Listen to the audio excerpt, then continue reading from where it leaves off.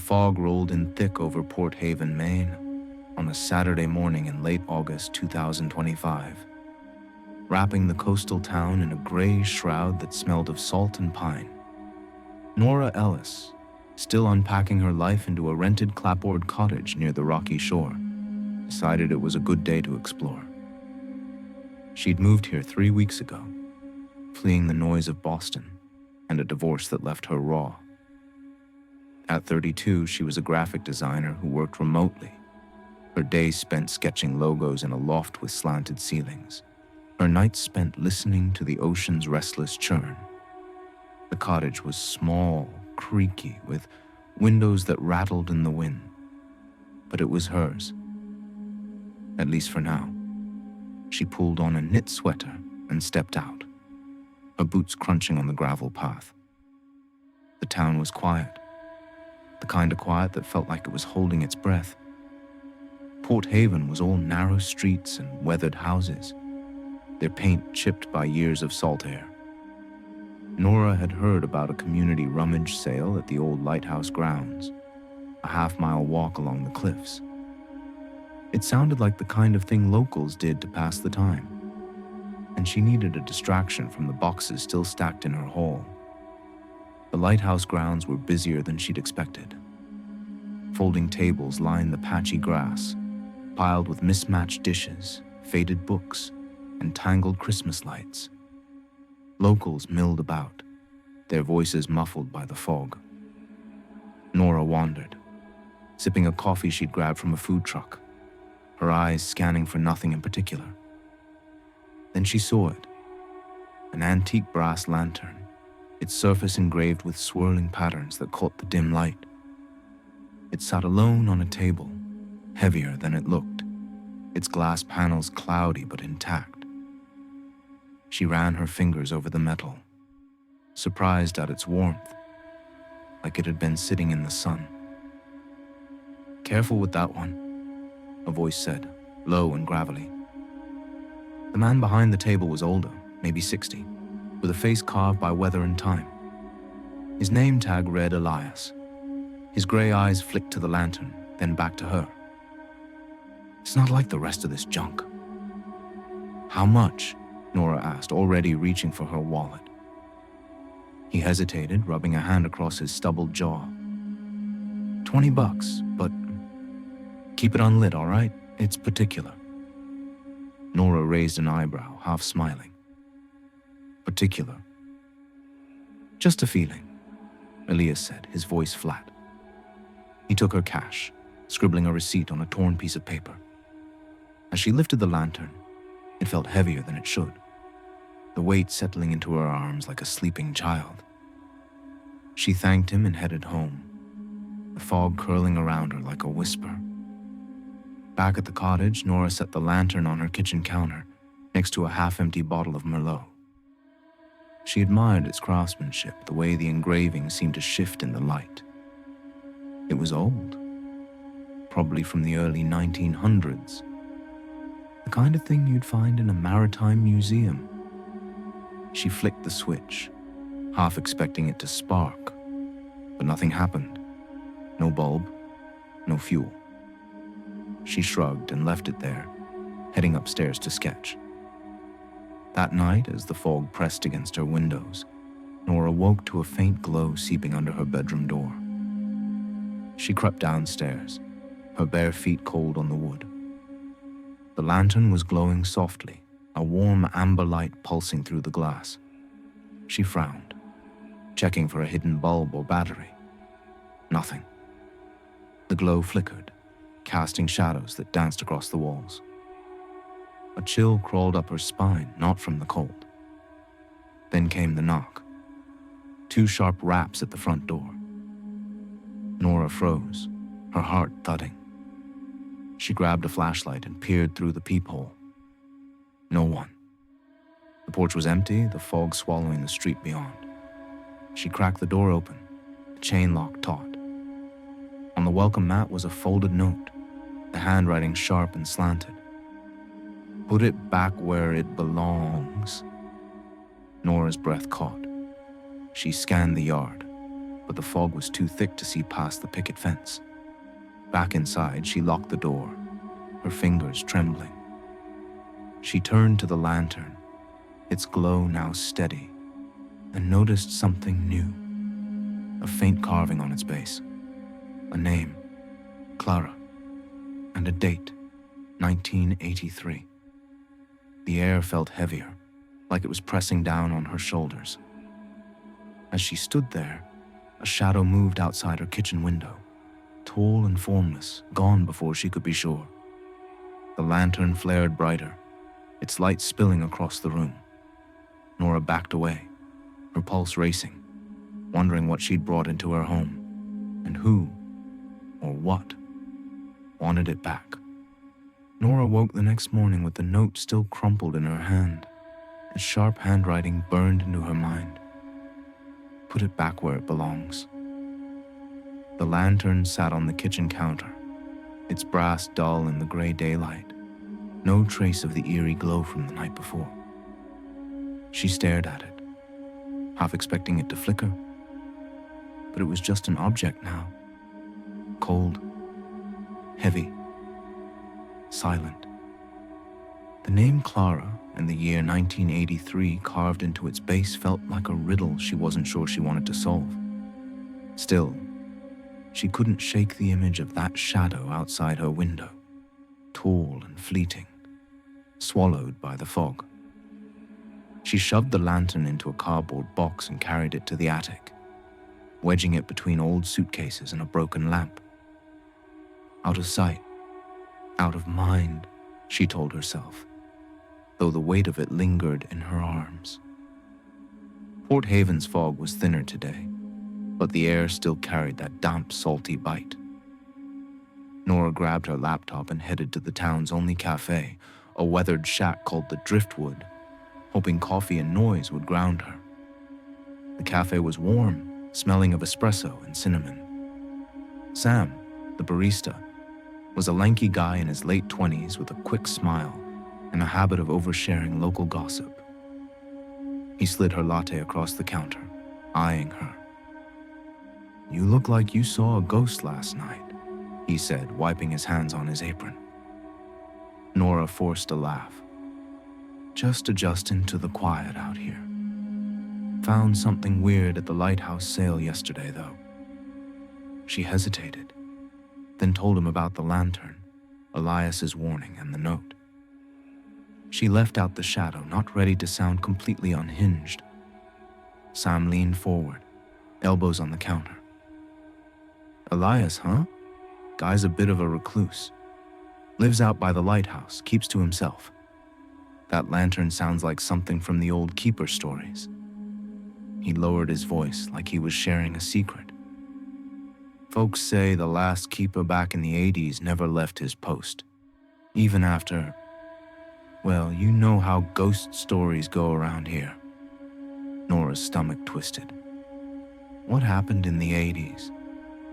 Sam shrugged, glancing at the door as a customer walked in. "Shipwreck, bad one.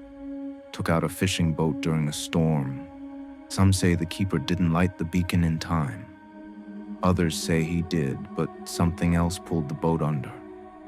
Either way, people don't talk about it much. Bad luck." Back home, Nora couldn't resist. She opened her laptop and searched for Port Haven Shipwreck 1983. The results were sparse.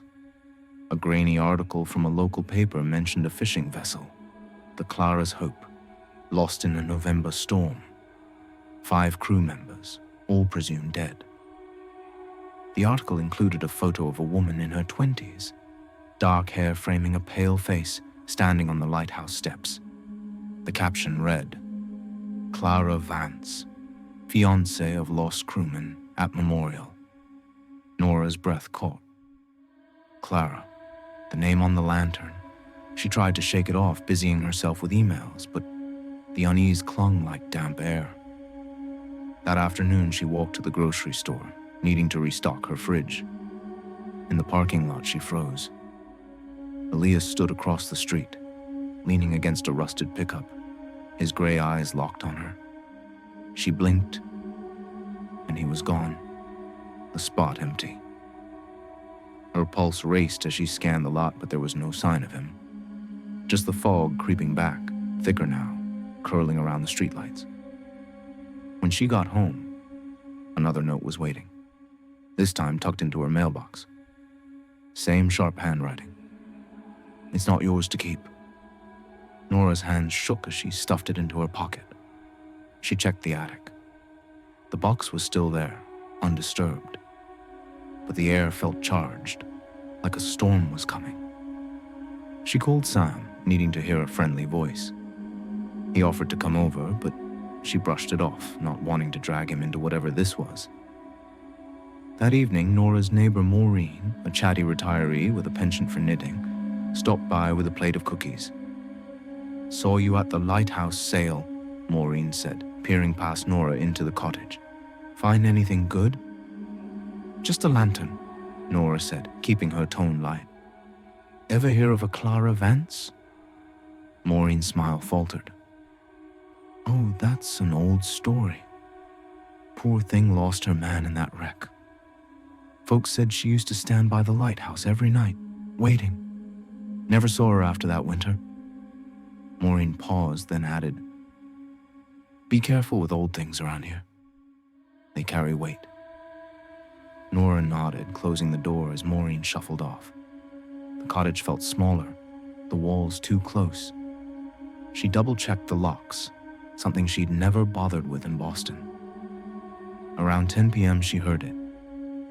The crunch of gravel outside, slow and deliberate, like someone pacing her path. She grabbed her phone, heart pounding, and peeked through the blinds. The fog was too thick to see anything, but the sound stopped just beyond the porch.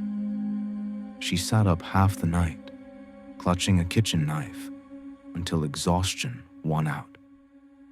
When she woke at dawn, the lantern was no longer in the attic. It sat on her kitchen table, its brass gleaming like it had been polished. A low hum filled the room, barely audible, like a distant heartbeat. Nora backed away, her skin prickling, as the hum grew louder, vibrating through the floorboards. Nora stood frozen in her kitchen, but the lantern's low hum pulsing in her ears like a tide. It sat on the table, its brass gleaming under the morning light, though she hadn't touched it since shoving it into the attic. The carving, Clara, 1983, seemed sharper now, the lines deeper, as if etched overnight. Her fingers hovered over it, then pulled back. The hum stopped, leaving a silence that felt heavier than the fog outside. She checked the attic again, half hoping she'd imagined it. But the box was empty, the suitcases undisturbed. Something, or someone, had moved the lantern. Port Haven's fog clung to the streets as Nora marched toward the lighthouse, the lantern wrapped in a blanket and tucked under her arm. She didn't care how crazy it looked. She needed answers. Elias's shack was a weathered heap of clapboard and peeling paint, perched on a cliff near the lighthouse. She knocked hard, the sound echoing in the still air. No answer. She knocked again, louder, until the door creaked open. Elias stood there, his gray eyes narrowing. "You shouldn't have come," he said, his voice rough like gravel. He glanced at the bundled lantern, his jaw tightening. "This thing was in my attic last night," Nora snapped, unwrapping it. "Now it's on my table. And these notes." She pulled the 2 scraps of paper from her pocket, thrusting them at him. "You wrote these, didn't you?" Elias stared at the notes, his face unreadable. "Not me," he said finally. "But I told you to keep it unlit. You didn't listen." "Then who's doing this?" Nora's voice cracked, her patience fraying. "And why does it have Clara's name on it?" He flinched at the name like it carried a weight he couldn't shake. "Clara was my sister," he said, his voice dropping. "She died in that wreck in '83. That lantern, it was hers. She kept it by the lighthouse, said it guided her man home. After she was gone, it stayed there, until you took it." Nora's stomach churned. You sold it to me. I didn't want to, Elias said, stepping back into the shack. But you wouldn't leave it alone. It's tied to the shore to the lighthouse. It needs to go back. Then take it, Nora said, holding it out. But something stopped her. Curiosity. Or maybe defiance. First, tell me what's going on. Why is it moving? Why the notes? Elias shook his head. You don't want to know. Just bring it to the lighthouse tonight, before it's too late. Nora turned away, the lantern heavy in her arms. She wasn't ready to let it go, not yet. There was a story here, and she needed to understand it. Back at the cottage, she called Sam, who agreed to meet her at the town library to dig into old records. The library was a squat brick building, its shelves smelling of mildew and dust. Sam, armed with a thermos of coffee, pulled out a box of microfiche while Nora searched online archives. They found a logbook from the lighthouse, dated 1983. The entries were meticulous, written in tight script by a keeper named Amos Reed. One note stood out. The light binds what's lost. Clara's lantern holds the pact. Another mentioned a storm on November 12th, the night that Clara's hope sank. Amos had written, I lit the beacon. The sea took them anyway. Sam frowned, scrolling through a grainy scan. This Amos guy. People said he went mad after the wreck, swore he'd keep the light burning forever, for the souls he couldn't save. Nora's skin prickled. You think the lantern's, haunted? Sam shrugged, but his eyes were uneasy. This town's full of stories. Not all of them are just stories. That night, Nora's phone buzzed with a notification from her security app. A grainy photo from her porch camera showed a figure in the fog. Too tall, too still, standing just beyond the picket fence. The image distorted, the face a blur. But the shape felt wrong, like it didn't belong in the world. She checked the locks, her heart pounding. The deadbolt clicked open on its own, then snapped shut. She grabbed a knife, backing toward the kitchen. Then she saw it. A burn mark on her palm, shaped like the lantern's swirling engravings. She hadn't touched anything hot, hadn't even lit the damn thing. Her hands shook as she set the knife down, staring at the mark. It didn't hurt, but it felt alive, pulsing faintly in time with her heartbeat. She climbed to the attic, needing to check the box again to be sure. The lantern wasn't there. It was still downstairs. But something else was. An old photo tucked between the floorboards, showing a woman holding the lantern, standing beside a man who looked like Elias, but younger, sharper. The woman's face matched the one from the shipwreck article. Clara. Nora's breath caught as a sound came from below. A whisper, soft and deliberate, saying her name. It wasn't Sam, wasn't Elias. It came from the kitchen where the lantern sat. She crept downstairs, the floorboards creaking under her weight. The lantern was glowing again, brighter now, its light casting long shadows that seemed to reach for her. The whisper came again, louder, from the attic this time, calling her back. Nora's breath caught in her throat as the whisper lingered, her name echoing from the attic like a lure. The lantern's glow pulsed on the kitchen table, its amber light spilling across the room, casting shadows that twisted like fingers on the walls. She gripped the banister, torn between running upstairs and bolting out the front door. The burn mark on her palm throbbed faintly, matching the rhythm of the lantern's light. She didn't believe in ghosts, not really, but Port Haven was starting to feel like a place where the rules of the world didn't apply. She called Sam, her voice shaking as she explained the whisper, the photo, the mark. I'm going to the lighthouse, she said, cutting off his protests. "I need to end this. You coming or not?" Sam arrived 20 minutes later, his beat-up hatchback rattling into her driveway. He carried a flashlight and a crowbar, his face pale but set. "This is nuts, Nora," he said, eyeing the lantern as she wrapped it in a blanket. "You sure you want to mess with this?" "No," she admitted, "but I can't keep it here. Elias said it belongs at the lighthouse. Let's just do this and be done." The fog was thicker than Ver as they drove to the cliffs, the lighthouse's silhouette barely visible through the haze. Its beam was dark, had been for years, but the grounds felt alive, the air humming with something Nora couldn't name.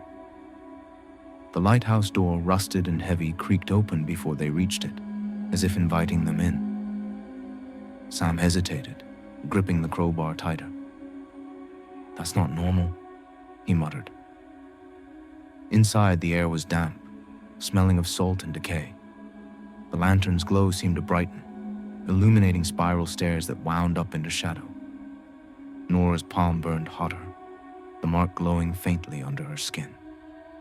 They climbed to the main chamber where old machinery rusted beside a wall of carvings, swirling patterns matching the lantern's engravings. Sam shone his flashlight on a hidden panel in the floor, revealing a narrow staircase leading down. "Jackpot," he said, forcing a grin. "Bet there's answers down there." The stairs led to a small room, its walls lined with shelves of moldy journals. Nora flipped through one, its pages brittle. The handwriting was Amos Reed's, the keeper from 1983. "The lantern binds what's lost," he wrote. "Clara's light holds the pact. The shore demands its due." Another entry described a ritual, lighting the lantern to guide lost souls, tying them to the lighthouse forever. Nora's stomach churned. "This is crazy," she whispered. Sam was reading over her shoulder when footsteps echoed above. Elias appeared at the top of the stairs, his face haggard. "You shouldn't be here," he said, his voice low. "I tried to warn you. The keeper, Amos, he's still here. He thinks you're Clara." Nora's grip tightened on the lantern. "Why me? I just bought it." Elias stepped closer, his eyes haunted. "You touched it. You lit it, even if you didn't mean to. He sees her in you. He won't let go." Before Nora could respond, the lantern flared, its light blinding. The air grew heavy, pressing against her chest. A shadow moved in the corner of the room, tall and formless, its edges blurring into the fog seeping through the walls. Sam swung his crowbar, but it passed through nothing. The shadow solidified, taking the shape of a woman. Clara, her face pale, her eyes hollow. She reached for the lantern, her voice a hiss. "Keep it lit." Nora stumbled back, her palm burning like fire. "No," she said, her voice shaking. "This isn't mine. Take it." She thrust the lantern toward the figure, but Clara's form flickered, her face twisting into something else, older, angrier, with eyes like storm clouds. Amos, the keeper. Sam grabbed Nora's arm, pulling her toward the stairs. "We need to go." But the lighthouse door slammed shut above, the sound echoing like a gunshot. The lantern's light surged, pinning them in place, its hum now a deafening roar. Clara's figure reappeared, her hands clawing at the air. "It stays lit," she whispered, her voice overlapping with Amos's deeper growl. "You stay." Elias lunged forward, shoving himself between Nora and the figure. "She's not Clara," he shouted. "Take me instead." The shadow turned, its form shifting again, and Elias staggered, his face paling as if something was draining him. Nora didn't wait. She grabbed Sam and ran for the stairs, the lantern still clutched in her arms, its light searing her skin. They reached the main chamber, the door still shut, the air thick with fog. The lantern's glow was unbearable now, the burn mark on her palm pulsing like a second heartbeat. Behind them, Elias's voice echoed, weaker. Smash it. Break the pact. Then silence, broken only by the sound of waves crashing outside, and something heavier, moving closer in the dark. The lighthouse chamber felt like a tomb, the air thick with fog and the lantern's searing light. Nora clutched the brass relic, its heat scorching her hands, the burn mark on her palm throbbing like a living thing. Sam stood beside her, his crowbar raised, his breath ragged as they faced the sealed door. The shadow. Amos, Clara, or some twisted fusion of both, loomed behind them, its form flickering between the keeper's stern face and Clara's hollow eyes. Elias's last words echoed in Nora's mind. Smash it. Break the pact. The lantern's hum was deafening now, a pulse that shook the stone walls. Sam, the door, Nora shouted, her voice barely cutting through the roar. He swung the crowbar, striking the rusted hinges, but the metal held firm, as if the lighthouse itself refused to let them go. The shadow surged closer, its voice a layered hiss. The light stays. You stay. Nora's skin crawled as Clara's face emerged again, her lips curling into a smile that wasn't human. Nora glanced at the lantern, its engravings glowing like molten gold. Elias had said it bound the lost, tied them to the shore. She didn't understand the ritual, but she knew it was the key. We have to break it, she said, her voice steady despite the fear clawing at her chest. It's the only way. Sam nodded, sweat beading on his forehead. Do it. Now. Nora raised the lantern above her head, her arms trembling under its unnatural weight. The shadow lunged, its form stretching impossibly long, fingers grazing her shoulder. She slammed the lantern down onto the stone floor with all her strength. The glass shattered, the brass crumpling, and the light exploded in a blinding flash. A scream. Clara's, Amos's, maybe both, tore through the air, sharp enough to make Nora's ears ring. The shadow recoiled, its form unraveling like smoke, but not before its voice hissed a final warning. The shore never forgets. The door groaned open, the fog spilling in like a tide. Nora and Sam stumbled out, gasping, the lighthouse's beam flickering to life above them for the first time in decades. Elias was gone, his sacrifice swallowed by the shadow's retreat. The air outside was cold, the fog thinning as the ocean roared below the cliffs. Nora's palm still burned, the mark now a faint scar. But the weight of the lantern was gone. They drove back to her cottage in silence, the broken lantern left behind in the lighthouse's ruins. Sam dropped her off, his hands shaking as he gripped the steering wheel. You okay? He asked, his voice hoarse. No, Nora said, managing a weak smile. But I'm alive, thanks to you. He nodded, glancing at the fog curling around her cottage. Call me if you need me, and maybe stay away from yard sales. She laughed, a brittle sound, and watched him drive away. Inside, she locked the door, added a second deadbolt she'd bought that morning, and pulled the blinds tight. The cottage felt empty without the lantern, but the silence was heavier, like it was waiting for something. She didn't sleep that night, her eyes fixed on the scar on her palm, tracing its swirling lines. A week later, Nora packed her things and moved to a small apartment in Augusta, far from Port Haven's cliffs. She told herself it was for work, for a fresh start. But the truth was she couldn't walk those foggy streets without feeling watched. She installed new locks, avoided antiques, and stopped posting about her life online. But she kept a journal, logging every odd sound, every shadow that lingered too long. It was a habit now, a way to hold on to her sanity. She mailed the journal to Sam with a note. "Burn this if anything happens to me." He called her when it arrived, his voice uneasy. "You sure you're okay out there?" he asked. "I'm fine," she lied, glancing out her window at the city lights. "Just keeping track."